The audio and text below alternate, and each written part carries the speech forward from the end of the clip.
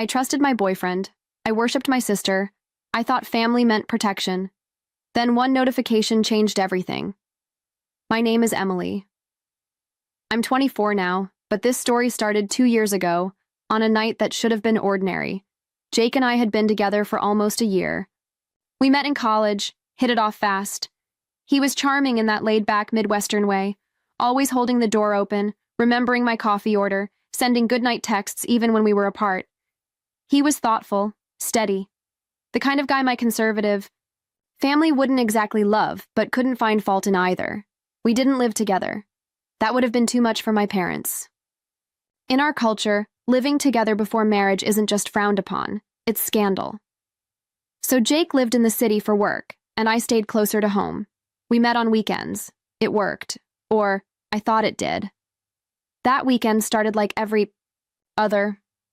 Takeout Thai. Movie on the couch. Jake fell asleep halfway through the film like he always did. The next morning, I was brushing my teeth in his bathroom while he took a shower. His phone buzzed on the nightstand. Once. Then again. Then again. At first, I ignored it. I'm not the snooping type. If you're in a relationship where you feel the need to check someone's phone, you shouldn't be in it. That's what I believed. But something about that moment, it wasn't just instinct. It was this cold pull in my gut. I picked up the phone. The lock screen showed a message. Grace. Last night was dangerous but worth it. I froze. Grace. My little sister. My inseparable sister. The same Grace who used to braid my hair before school. The same Grace who'd said she adored Jake and always called him brother-in-law as a joke. I opened the messages. My hands went numb. What I found wasn't a one-time slip-up. It was months of late-night flirting, selfies, plans to meet when she's out of town. Talk about secrets, jokes I didn't understand because they weren't meant for me. There were no filters, no shame, just texts that stabbed one by one.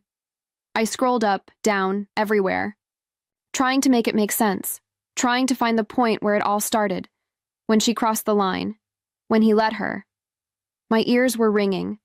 The sound of the shower running in the next room felt like it was coming from underwater. I didn't scream. I didn't cry. I took screenshots. Every single one. Then I put the phone down, picked up my bag, and walked out. He was still in the shower. No note, no confrontation, no chance to lie to my face. I got in my car and drove with both windows down even though it was raining. My fingers wouldn't stop, shaking. My brain kept replaying her name on that screen. Grace, my sister. That night, I didn't sleep. I stared at the ceiling until 4 a.m. Then I opened our friend group chat and dropped the screenshots, every one of them. And after that, I blocked Jake's number. I didn't answer his calls. I didn't read his texts. I didn't give him the, closure he didn't deserve. But what haunted me wasn't him. It was her. Because Jake was just a guy I loved. But Grace was blood, and betrayal from blood cuts deeper. I flew home the next morning. No warning, no explanation. I packed a bag, got in my car, and drove to the airport like I was escaping a fire. Because that's exactly what it felt like the walls of my life had collapsed overnight, and I was choking on the smoke. I didn't even know what I was going to say. All I knew was that I had to see Grace's face. I had to look her in the eye and ask why. Not for closure, I wasn't that naive, but because I needed to hear it from her. I needed to see if she'd flinch. When I walked into my parents' house, everything looked the same. The same cream walls, the same scent of lemon cleaner and dried roses. Grace was sitting at the kitchen table like nothing had happened, scrolling through her phone with a bag of chips next to her. Calm, casual, like she hadn't just detonated my world. I didn't say a word. I took the printed screenshots out of my purse. Yes, I printed them, because I wanted them to see this with their own eyes, and I dropped them onto the table in front of her. Mom turned from the sink. Dad looked up from his laptop. The room fell silent. Grace glanced down, scanned the pages, then looked up at me with this flat, empty stare, and she said, "Yeah, I did it. So what?" I didn't breathe. I couldn't. Mom gasped. Then, Crack, her hand flew across Grace's face so fast I almost didn't register it. I had never seen my mother hit anyone. Not even when we were kids and pushed every limit. Grace just blinked, like it barely hurt. Like it wasn't even real. Dad stood up so fast his chair fell backward. His voice was louder than I'd ever heard it. You pack your things. You're out of this house by the end of the week. For a moment, I felt something like relief. Like maybe, just maybe, I wasn't crazy. Maybe they saw it too. Maybe for once, Grace wasn't going to be protected from the consequences, but I should have known better. 2 days later, she dropped another bomb. She was pregnant, with Jake's baby. I stood in the hallway, holding my phone, listening to Mom say it over speakerphone like she was reading off a grocery list. We just found out. Grace is scared. We're trying to support her. Support her? Just 48 hours ago, she was slapped and thrown out.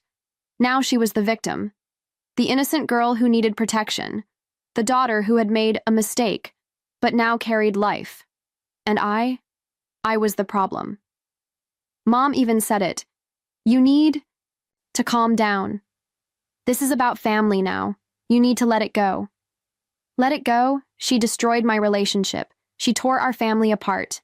And now, because there was a baby involved, everything was supposed to be forgiven? I couldn't listen. I couldn't look at them. That night, I packed everything and left. I blocked them all, except Emma. She was just a kid. 11 years old, stuck in a house full of liars and cowards. She didn't deserve to be shut out with the rest of them. But Grace? Grace could have the house, the baby, the boyfriend. She could keep it all, because I was done trying to make sense of a family that chose betrayal over truth, and that was the last time I stepped foot in that house. For a while. 2 weeks of silence. That's how long it lasted. I had cut them all off, every number, every email, every shared group chat. My phone felt lighter without them, my mind a little quieter. I was still shattered, yes, but at least I was alone with the truth, not the lies. Then one morning, my phone buzzed with a number I didn't recognize. It was a text. Emily, we'd really love for you to come. It's a family event, after all. Attached was a photo of an ivory envelope. Inside, a wedding invitation. Grace and Jake. Grace. And Jake getting married. My mother had gotten a new number, just so she could send me that. As if a fresh phone plan would erase what they'd done. I didn't respond. I stared at the message for a long time, heart pounding, throat tight, and finally just laughed. It wasn't even bitter, it was hollow. Because by now I understood. The rules, truth didn't matter, image did, and they were going to have their perfect little photo op wedding, even if the bride had slept with her sister's boyfriend, but that wasn't the part that broke me. A few days later, my cousin Amy called me. She was one of the few people who believed me from the start. She sounded hesitant, but her words cut anyway. They're telling people you abandoned the family. I blinked. They said you didn't want to be part of the wedding, that you left because you were jealous, and that you're unstable. Unstable. The word echoed. My own parents, my sister. Rewriting everything, turning my silence into their narrative. Grace was now the brave daughter trying to heal the family. I was the bitter spinster who couldn't handle being left behind. That weekend, my cousin sent me photos from the bridal shower, white roses, gold chairs, a custom cake that said, "A new beginning." Mom was smiling next to Grace, hand on her pregnant belly. Jake had his arm around her like he hadn't betrayed me less than 3 months ago, and not once. Not once did anyone mention me. I wasn't just excluded, I was erased, but the cruelty didn't stop there. Amy told me Mom had been making comments at church, subtle ones, meant to sting. Things like, "We worry about Emily, she's still single. Still not settled. And now her younger sister's already having a baby." As if being unmarried was my real crime, as if my worth came down to when I wore a white dress, and how soon I produced grandchildren. That night, I sat in the dark and scrolled through old photos on my phone. Me and Grace as kids, dressed up in Halloween costumes, holding hands in front of our childhood treehouse. Photos of me and Jake, smiling in matching scarves at the Christmas market just 5 months earlier. A life I thought I understood. A family I thought I belonged to. Gone. Rewritten. Grace was the future now. And me, I was the cautionary tale. But here's the thing they never considered. You can only erase someone if they stay silent. And I was done staying silent. I was brushing my teeth when the phone rang. It was Emma. She never called me that late. I felt it in my chest before I even answered. Her voice was shaking. I could barely make out the words. Emily, Daddy's gone. He died this morning. I stood there, toothbrush still in hand, the sink still running. For a second, I didn't feel anything at all. And then everything hit me at once. Grief, confusion, rage. He'd been sick. For months. And no one told me. Not my mother. Not Grace. Just Emma. 11 years old, with tears in her voice and more courage than the rest of them combined. I booked a flight that night. I didn't care about the tension.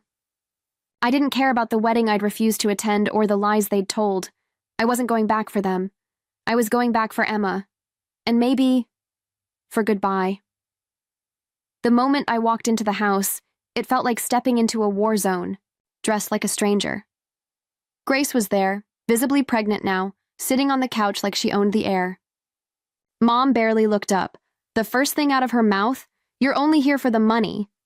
Not hello, not how have you been, not even he asked for you. Just that. Grace chimed in too, hand on her stomach like some kind of protective shield. "We all had to pick up the pieces after you left, but I guess now that there's something to gain, you're back." I didn't say a word. I didn't owe them my voice. The funeral was quiet, hollow. No one cried except Emma and me. And honestly, I'm not even sure what I was mourning. The father I once loved, or the man who stood back while they buried me alive. But what came next, I wasn't prepared for.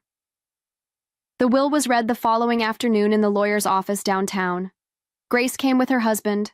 Mom came in. Pearls, like she was walking into a fundraiser. I almost didn't go. I figured there wouldn't be anything left for me. And then, the lawyer began. 40% to me, 30% to Emma, 20% to Mom, 10% to Grace. I blinked. I looked up at the lawyer, wondering if I'd heard it wrong. But he just kept reading. There it was, in black and white. My father's final decision. The room erupted. Grace shot out of her chair, like she'd been electrocuted. Her husband started yelling before she did. "Are you kidding me? She abandoned this family. She doesn't even speak to him." Mom didn't speak. She just sat there, lips pressed together like she'd swallowed. Something bitter, but Grace.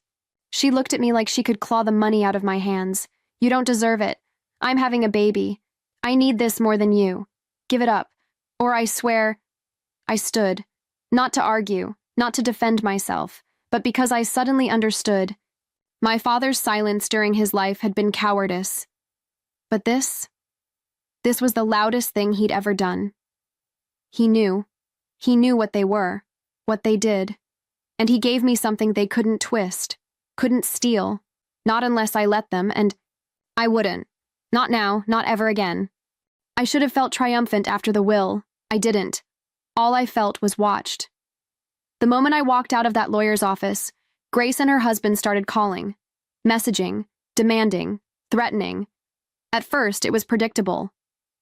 "Give up your share, Emily. You don't deserve a dime. This family isn't yours anymore." I didn't answer, so they changed tactics. 3 days later, all 4 of my tires were slashed outside my hotel. I didn't even realize until the valet came running after me, panic in his voice. I stood there in the parking lot, staring at the shredded rubber, my hands going cold. My name wasn't on any of the threats. No note, no call. But I knew. It was them. I filed a police report, quietly, just in case. Then the texts started again, this time from unknown numbers. Greedy little witch. He's rolling in his grave. Watch your back. That night, I barely slept. Every sound in the hallway made my heart race. I double-locked the door, pushed a chair under the handle. I knew it was irrational, but fear isn't always logical. Sometimes it's primal. 2 days later, I was coming back from dinner with Emma, who'd started staying with me when things got tense at home, when I saw him. A man, standing in the lobby, pretending to look at his phone. I'd never seen him before. But the second our eyes met, I knew. He wasn't there for the view. He was there for me. We walked past like nothing was wrong. Emma clutched my hand tighter than usual. When we got into the elevator, I asked her quietly, "Did you see that guy?" She nodded. "He was staring at you." I reported it to the front desk. They checked the cameras, promised to patrol the floor, but I already knew I wasn't safe here anymore. The next morning, I received a package, no return address. Inside was an old spiral-bound notebook. At first, I thought it was trash. Then I opened it. Pages. Dozens of pages. All filled with my name, locations, dates, handwritten notes about where I'd gone, who I was with, even what time I left the hotel. Someone had been following me, recording my every move. I dropped the notebook like it burned. I called my lawyer. We went straight to the courthouse and filed for a restraining order against Grace's husband. I didn't care if I had proof or not. I needed the paper trail. I needed a boundary, something to put between me and them. A few days later, we had a hearing. Grace and her husband showed up, acting smug, like this was a joke, like I was the unstable one. He said I was exaggerating, that I was bitter, that I always had a flair for drama. But when the judge looked at the photos of my car, the screenshots, the notebook, she granted the order, and for the first time in weeks, I exhaled. But that wasn't the end, because you can have court orders. You can have security. You can even have the truth. But people like Grace, they don't stop when you say no. They stop when you're gone, and I wasn't going anywhere. I thought the restraining order would be the end of it. I thought wrong. A week later, the front desk at the hotel called my room. A package had arrived, no name, no return address. I opened it slowly, already bracing myself. Inside was a beat-up, spiral notebook. My stomach sank. I knew what it was before I flipped it open, pages and pages of notes. My name, my movements, what I wore, who I was seen with, restaurants, appointments, even the funeral, every move I'd made since the will. Someone had been following me, recording me, obsessively. I stared at the writing, jagged, all caps, frantic. Some pages even mentioned Emma. That's when the fear turned to rage. I called my lawyer, again, called the police, again. They took the notebook as evidence, but I didn't need a lab to tell me who was behind it, Grace's husband. It had his smell all over it, paranoia, possessiveness, entitlement. I checked out of the hotel that night, didn't tell anyone, not even Emma, where I was going. I drove across town to a new place, paid in cash, checked in under a fake name. I wanted one thing, peace. But it didn't come. Not really. Even with the silence, I found myself jumping at shadows. Checking locks twice, sleeping with the lights on, waiting for the next knock, the next threat, the next twisted message. And then one morning my lawyer called. He said, "There's something else. Something your father left for you. A letter, Byr." Hands shook as I opened the envelope. His handwriting hit me like a wave. Sharp, stiff, familiar. There were only a few paragraphs. But every word cut deeper than anything Grace ever said. He apologized, said he saw what was happening but didn't know how to stop it, said he failed me, that he should have spoken up sooner, that he regretted not being brave enough to choose me. Over their comfort, he ended it with, "This gift isn't about money. It's what I never had the courage to say while I was alive. I see you. And I'm sorry." I didn't cry. Not at first. I just sat there in the new apartment I hadn't dared. Call home, holding the letter like it might evaporate. Like if I moved, the truth inside would disappear, and then I did cry. Not just for him, but for me. For the years I spent begging to be seen. For the times I defended them when they didn't defend me. For the version of myself I had to bury to make room for their version of family. A week later, the police arrested Grace's husband. He'd been caught trying to access my old hotel room with fake credentials. They never said what he planned to do, but I already knew. Whatever it was, he wouldn't get the chance. Grace never reached out. Not once, and that was fine, because some stories don't need a reunion. Some stories end when the main character chooses herself. It's been a few months now. I've moved again, somewhere quiet, somewhere I don't check the rearview mirror every time I drive home. Emma still calls. She's growing up fast, stronger than all of them. As for me, I'm not healed, not yet, but I'm free. And sometimes, that's more powerful than closure. They built a story without me, tried to erase me, but my father left proof of who I was, and this time, I'm not letting anyone write over it.